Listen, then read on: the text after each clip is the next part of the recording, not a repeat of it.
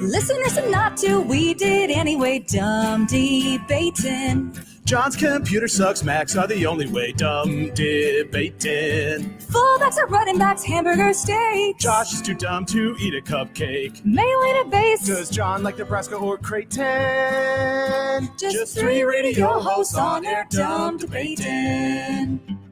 Die for the pylon or give up on the plate, dumb debating. Millennials are great and old should go away. Dumb debating. Rarely do we find any common ground. Josh wants his food to be the best around. Even if it gives him fatal flatulation. Just three radio hosts on air, dumb debating. When a tree falls down and nobody's around, you can bet your ass it won't make a sound. Water ain't wet, you know nothing about hydration. Just three radio hosts on air, dumb debating. Just three radio hosts on air, dumb debating. That's right, baby. The happy hour is here. It's our first dumb debates of 2024. You can always submit your dumb debates. And listen, folks, I had a dumb debate that I thought of during the break. Oh, but you know what I didn't do? you didn't write it down? I didn't immediately go to my Twitter and tweet at USC 1620 and use the hashtag dumb debates, my dumb debate. And now I have forgotten what this dumb debate was. All I remember is, hey, this would be a really good thing for dumb debates. But I didn't do it. And so don't be like me. Learn your lesson. Don't be a John. Yeah, John sucks. Anytime a dumb debate either happens to you or pops into your head or you hear about it from somewhere else, immediately go to your phones, go to your laptops, go to whatever device you use and text it to us at 402-951-1620 or tweet at us at USC1620 and use the hashtag dumb debates or type us an email and send it out to the Equitable Bank Zone inbox, John at 1620thezone.com or Josh at 1620thezone.com, so that you don't lose your dumb debates. Thus, we lose the privilege of debating your dumb debates. You could even handwrite a letter. You could. We have done that before. John, what happened to you reminds me of like when you wake up in the middle of the night and you have an idea and you're like, I'll remember this idea. There's no way I'll forget it. And then you go back to sleep and then you wake up and you're like, what was that idea again? Not great. Always write it down. Like Levi in Colorado did. Now, he sends this after yesterday's show. How is the program not brought up the Pop Tart Bowl, particularly the fact that they ritually sacrificed and consumed a mascot on live TV? They lowered it into a giant toaster, baked it, then devoured the poor sentient pastry on ESPN. It is the only reason I watched that bowl game. I hate Kansas State. It was idiotic and amazing, and I loved it. Bonus dumb debate. What is the best and worst Pop-Tart? I hate all non-berry Pop-Tarts. That's wild because here's my take. I hate all berry Pop-Tarts. Well, because we know you're afraid of warm fruit.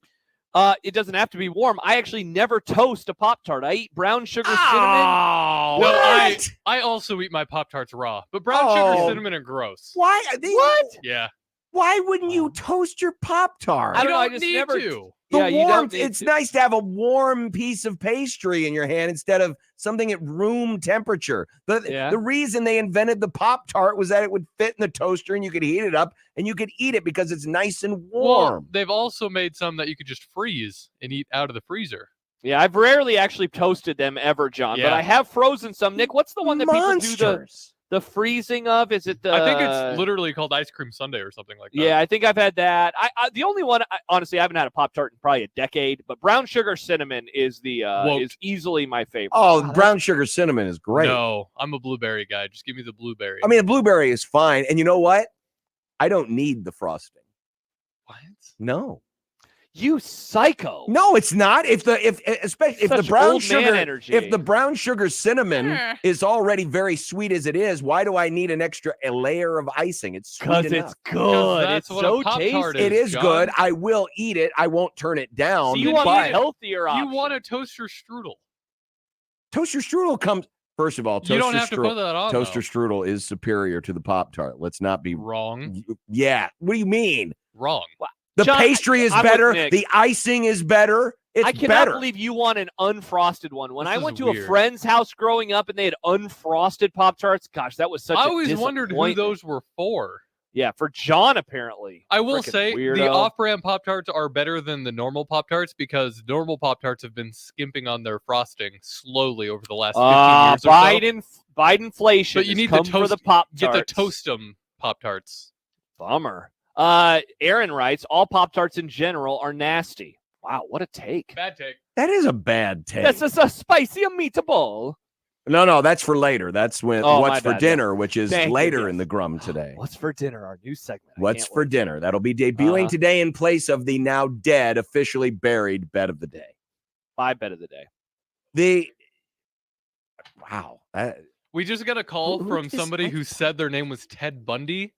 Nice. And they said that your take about unfrosted Pop-Tarts makes you sound like a serial killer. Oh, okay. Classic. Yeah, Thanks for calling, Ted. Yeah, that's real funny. Real funny, pal. Yeah, I'm sure the victims from Ted Bundy really appreciate that Ted kind Bundy? of humor. I forget. Is Ted still alive or did they kill him?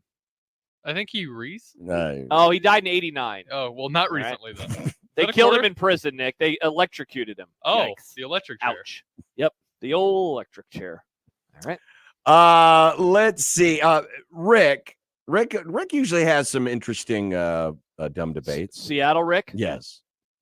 Yeah, Did he has some interesting FOMO, questions. which is fear of missing out, for those of you who aren't familiar with the acronym, did FOMO exist before social media, or did social media in society perpetrate FOMO? I have an John, argument for this. you're the only. Okay, well, I'll be interested to hear Nick's argument, but I mean, John, you can speak to being a child in the 80s when there was no social media, and you can speak to the current day better than Nick and I can. So I feel like you are best equipped to answer this question. Did you have FOMO? No, you know what? I can answer this question too. I say yes. I didn't see Titanic until after all of my friends saw Titanic, but I had FOMO because, John, I was like 10 and there were boobs in it. What are you talking about, man? Everyone was talking about this scene. There was Scary Movie. Everyone was talking about Scary Movie. Oh, it's so funny. These weird, goofy things happen in Scary Movie. I wasn't allowed to watch Scary Movie. I had FOMO of missing out on Scary Movie. As a child, you had FOMO for Titanic? There was nudity in it, John. First of all, it's PG-13. They're not up there very long. We're not talking about Porky's here. There's a lot of movies that have a lot more nudity that were available to you. I was definitely not able to watch any of those either. I couldn't watch Titanic. I think my parents were going to be like, against Kate Winslet. Kate Winslet, fine actress and a very attractive actress. But what is everyone else saw him. I wanted to see him too. He had FOMO. Yeah. Okay, well, I guess that's a little understandable because at least it was the right kind of FOMO. Yeah. What about like Scary Movie? Happy Meal toys, John? No. Happy Meal toys. I mean, listen, they suck today. They sucked back then. They've always sucked. Wow. Happy Meal toys have never been good. Happy Meal toys not like SNL. Never been good, says John. Or like comic books? Did you get FOMO for comic books? What, Nick, you're describing right now is just gifts that people received that you were unable to get. I think that we need to put that in a different category than FOMO. I think that's like pure jealousy. I'm just trying to think of like limited edition things that don't circulate very often. Yeah, I mean, I guess. John's not a comic book guy, though. No, I know. I wasn't going to have any. He probably knew comic book people, right? Oh, yeah, a few. I mean, his name's Michael Severe. Not that many, but Kevin Kugler. Who joins us Friday, by the way. FOMO. I mean, I suppose the thing about it was, yes, there were certain things that you didn't want to miss or you wanted to be a part of, but the public, I don't know if shaming is the right word, but the public pressure wasn't there. Like because we didn't have the ability to interact as much. If there was FOMO, it existed in smaller groups. Because of social media now, it exists in much larger groups because literally everybody is interconnected via social media. Mm-hmm. So I guess technically there was FOMO, but the peer pressure wasn't as strong because your FOMO wasn't exposed to the world, if that makes sense. For sure, yeah, you couldn't really talk about it beyond your close circle of friends. Nick, what was your argument going to be? Well, it was the Happy Meal toys. Oh, okay. Because limited limited run thing. Okay. One that I saw and had saved. This is from Brandon. Now, it's a screenshot, so somebody else asked this, but says, do you think the top part of a mermaid also tastes like fish, or would it actually be red meat? Would there be a solid line where the meat changes in their body, or would it kind of blend? Could you make a surf and turf platter with one carcass? I think it kind of blends toward the waist, like there's some fish muscles that kind of overlap with the people muscles. So like in the middle, you'd get like a nice cut of both. Yeah, but it's definitely, the top part's definitely like human meat. 100%. It's like it's like cannibalism, and the bottom part is like so it's fish not meat. cannibalism to eat the bottom part. Wouldn't the top half of the mermaid be white meat? No, are people white meat? No, we're red meat, John. Think about it, boys. The breasts! The breasts! Oh, those. The boobs. I apologize. Josh's FOMO. John makes fun of me for wanting to see Titanic as a 13-year-old. Meanwhile, 50-plus-year-old John now, horny John, horny strikes John's again. back. Yeah. I mean, when I think that's what I think of when I think Answer of mermaids. the mermaid question, John. I don't know. Yeah, I think we're all in agreement here. Yeah, I suppose. I've got one from listener David. Okay. So because we have half sheets of paper towels now, or is there any need for the full sheets anymore? Or can everything just be a half sheet now? What? What do you mean? So you got rolls of paper towels, and they come like the half sheets or like the full paper towel sheet, right? And So, John, you have a normal paper towel is like this. Yes. Now a lot of the paper towels, it's like this. That's the paper towels we have are half sheets. Yes. We pull it off, and so like when I eat dinner, I will pull off 2 of the half sheets. So I will have 1 full paper towel. Well, but is it a half sheet, or is it just they're cutting the full sheet down to size, but it's still where the partition is? Isn't it still technically a full sheet because it's what it's what the manufacturer has deemed to be the sheet? Wow, so you think this is all just marketing, John? Because then to do that, you would have to measure you would have to go back and get an old set of Bounty towels from 20 years ago and measure what the sheet was between the perforations, and then measure today's Bounty towels and see how much less space you have. Ooh, gotta look for shrinkflation. I just think that they have changed the definition of the full sheet. Now, that said, the new normal. That said, usually when I rip off, it ends up being 2 or 3 sheets of today's partitioned paper the towels. Tiny baby sheets is what it ends up being. But I think we've just redefined what the full sheet is. Wow. I think it's hard to argue with you, John. It is really hard. That's how I thought of it. I'm not saying I'm right. I just feel like that's the direction we've gone. That's just how it is. Let's see. This is from Dave. Hello, Dave. Is Shaka Smart the PJ Fleck of college basketball? I believe, John, that he tweeted this during the game. I was listening to you while I watched, which, real quick aside, I am blown away by how far behind live television Cox Cable is. So I was watching the game, and I was like, you know what? I want to listen to John. I'm going to start doing this now throughout the season so I could hear your call, because then I could bring up goofy things that you say on there. Dude, you were ahead of the TV. And I couldn't pause the stream.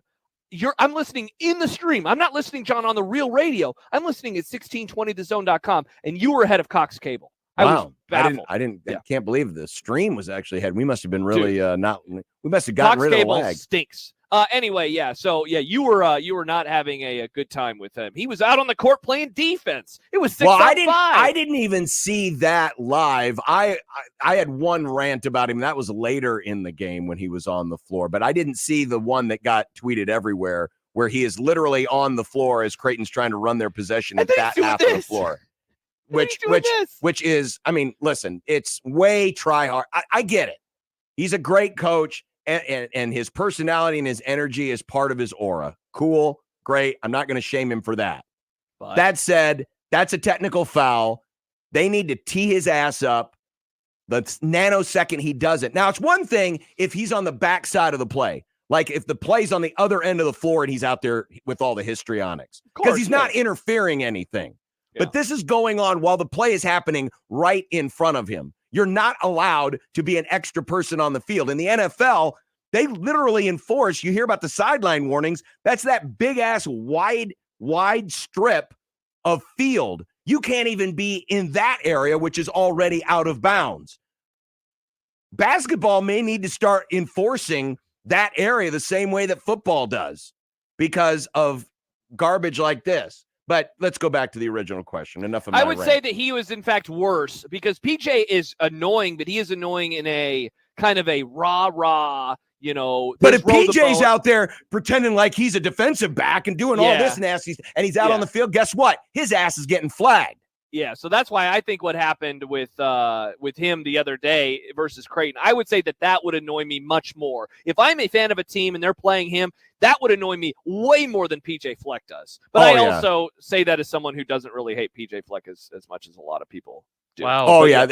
Dave, Shaka has won something. That's also true, though. Ooh. PJ Fleck has not had the success that Shaka Smart No, has. but I'm just going to, let's just talk about them as their personalities and their personas. They're very relatable. They definitely are in the category of if he's your guy, you love him. If he's not your guy, you hate him. 100%. Absolutely. The thing that annoys me the most about him is that he wears a compression long sleeve underneath his polo. He's a tryhard. It's such a I'm sorry, he's a tryhard. Sue me, I don't care. He's a tryhard. He's a great coach. Don't get me wrong. This is not saying he's not a great coach. He is a great coach. He's also a tryhard. You can be both. And if I am a basketball player and I see him out on the floor, I am literally driving right into him and forcing the official to make the call. And I might even punch him while he's on the ground. Whoa. Because I'm a dirty player. Yeah, apparently I'm Bill Lane Beer. Jeez, John. You're fired up today. I'm not.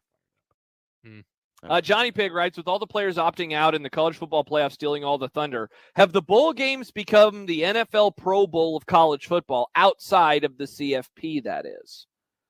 Have bowl games become the Pro Bowl? Well, when you look at all the goofy gimmicks with the Pop Tart guy and the mayo dunking and all the other stuff, and now what the Pro Bowl has become, there's an element of symmetry to that. It's going to be very interesting, in all seriousness, to see what the non-playoff bowls become in future years, especially next year and beyond when it expands. And there are now so many more teams that are involved in real important games. It's going to make the below-the-line bowls all the less important. And I don't know how that shows itself. Like Nicole Auerbach had a column over the week of like how to fix the bowl issues. And her idea, and I'm with her, is like, make the bowl games goofier. What bowl games do we talk about right now outside of the big ones? We talk about the Pop Tarts Bowl. We talk about the Mayonnaise Bowl. Why do we talk about those? Because they have really weird, goofy gimmicks. I would lean into that stuff. If I am a sponsor of something food related, I would try to lean into that stuff as much as possible because it's going to create brand awareness and people are going to tune into it. I didn't watch that game, but I was busy. Otherwise, I would have just because it was funny. It was really weird. What are you, me? Stuff. Yeah, I would have had it on the background. I mean, that said, there is going to be a law of diminishing returns when it comes to that. I mean, the Pop Tarts Bowl, it's just like anything else in society. Once you hit on something, I think of like reality television. Once you hit on something, then everyone turns into a copycat. And eventually there's a law of diminishing returns. Not every bowl game can have an edible mascot or do some of the goofy gimmicks. So this is not me saying these aren't good ideas and these aren't fun things to make the bowls more watchable. But at the end of the day, the substance of what it is has to be worthy enough to watch or be interested in because you can only live on gimmicks so far. Mm-hmm. It's a good point. So I would caution folks if it's like, oh man, every bowl game needs to do it this way. No, because eventually the law of diminishing returns, and it can happen real fast, especially the goofier it gets and the less serious it gets and the more it takes attention away from the actual product itself. Then it becomes a circus and pretty soon people get real annoyed by it real fast. So you really have to be careful with this. I would caution other bowls not to necessarily just jump in and try to copy what the Pop Tarts Bowl did, because you could end up being labeled as copycats and being one-offs and just just a bad ripoff of the original Well, article. the Cheez-Its Pop Tarts and Cheez-Its are owned by the same parent company. Yes. But when Cheez-Its was trying to do that, just immediately, that made me so angry. Because let that just be the Pop Tart Bowl thing. Let the crazy mascot be the Pop Tart thing. And then the Cheez-It, it was just kind of lame. It was lame to watch the Cheez-Its. It was Popeyes, and it was a huge, giant piece of chicken that everyone ate. Well, that's impossible because that would require it to be a large piece of chicken. It would actually be microscopic. You wouldn't be able to see it. They'd also have to start cooking it a year and a half in advance. The Popeyes Bowl, their gimmick is that the ball gets put on the tee and both teams are lined up ready to start the game, and then you just end up waiting and waiting and waiting. You jerk. And waiting. That said, I mean, if we would have been on the air, the internet is undefeated would have had copious amounts of memes that were done in the name of Catholicism and the giving of one's body for worship. I mean, the memes that were on Twitter after that episode were something to behold. They indeed were. All right, so there's some dumb debates